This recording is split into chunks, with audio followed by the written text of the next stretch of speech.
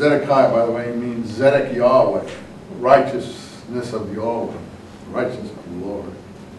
But he rebelled too, and that would be, he was 10 years, and then they really did deport everyone, sack the place. But notice here at the end of the book it says King Jehoiakim pardoned. In the 37th year of the exile of King Jehoiakim, because he was young, in the 12th month, 27th day of the month, another king of whoever this one is, I don't know what his name is, Evil Marduk, I don't know who he is. Line 27 of 2 Kings.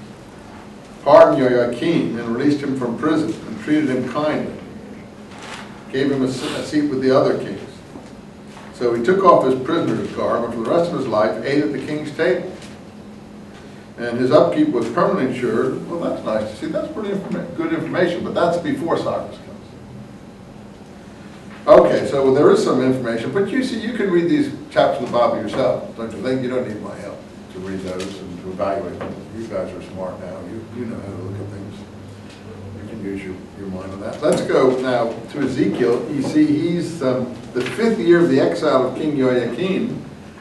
So that would be around, like you said, 593 or something like that. So it would be around, and the temple's destroyed about 586 or 585. So it's about 6 years before the end of the destruction of the temple.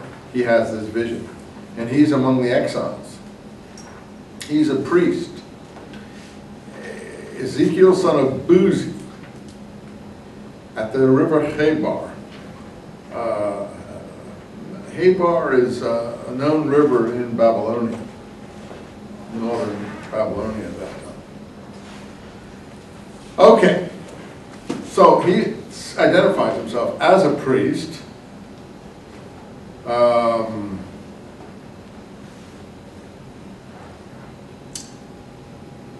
Those people who say you can only prophesy in the Holy Land obviously aren't reading their Bible, because here's a very good big prophet with a very inspired piece of work here who's writing in Babylon.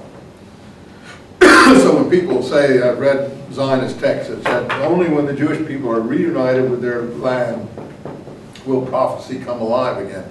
Well, that isn't true, because here's the case where he's in exile and he's doing a pretty good job. And Isaiah 2 also you can put. So we should put Ezekiel and Isaiah 2 together.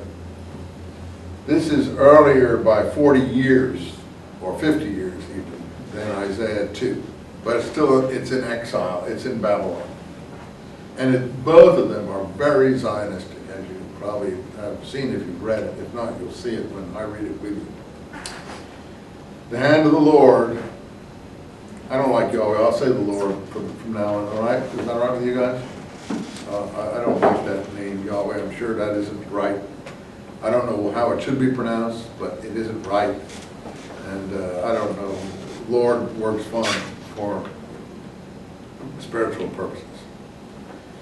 The hand of the Lord came upon me, and I saw a stormy wind blow from the north, a great cloud with lightning and so on, and fire, and flashes. So right away, he has the vision of the chariot, which is a famous vision. It's the basis of Jewish Kabbalah. The chariot is in Kabbalah. In Hebrew, the word chariot is Merkabah. And we have in Kabbalah, very famous thing that Madonna and all these young actresses in Hollywood think they know all about now. And our professor here at Cal State Long Beach is a big Kabbalist expert. So he presents himself. I've never listened to his talk, so I really don't know. But one kind of Kabbalah, Kabbalah means to receive. The Hebrew verb is kabel, to receive. Kabbalah is a verbal noun from the word to receive. It's the same in Arabic. And it means the received tradition, underground, under secret or not so clearly revealed beneath the surface of things. part of the mysticism is called Merkabah mysticism, which is the mysticism of the chariot, or sometimes they speak of it as the throne, because God sits in this chariot and it's like a throne. You may be interested to know that when the Israelis started making their own military equipment after the 6-Day War, when they had to sort of start to manufacture their own material because everyone was boycotting them, the battle tank that they developed from the lessons they learned was called the Merkabah. They called it the Merkabah. That was the name they gave to their tank. So it makes sense, you know, the chariot, the battle tank, the throne, whatever you want to call it. Anyway, this is the throne, the chariot, the tank vision that Ezekiel's so famous for. I have a son, yeah, I have several offspring. My son, he loves this part of the Bible, only this, because he thinks this is has to do with, he said this is a spaceship, this is like, you know, chariots of the gods, this is a visitation by extraterrestrials, and that's what, of course, that's what it's supposed to be. God is a kind of extraterrestrial here.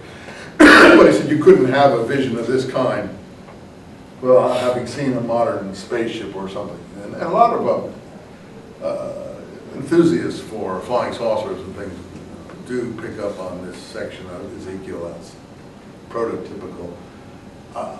I'm not sure if Ezekiel, he says to me when he reads it to me, he says, well, don't you see that? Don't you see that it has to be like that? That, you know, that's what he's talking about, and so on and so forth. It's possible that he is talking about that, but on the other hand, I'm not sure. So it also can be, I mean, I don't know what it means by animals and the wheels and all this sort of thing. So I'll let you decide for yourself. But this is the famous vision. And this is really a new type of literature. This is the beginning of a new type of literature. Insofar as you get this kind of vision, and I don't think this is the best part of Ezekiel myself, but this is what makes him famous. I like the last part of Ezekiel. I like the Zionist part of Ezekiel. I think there's no miraculous sort of thing in the last part. There's no visionary, but this is the beginning of what comes to be called apocalyptic literature. This is now the shift from prophecy to apocalyptic. You say, well, what do you mean by apocalyptic? Well, I don't know. It's a word in and of itself. Either you get the meaning of it or you don't.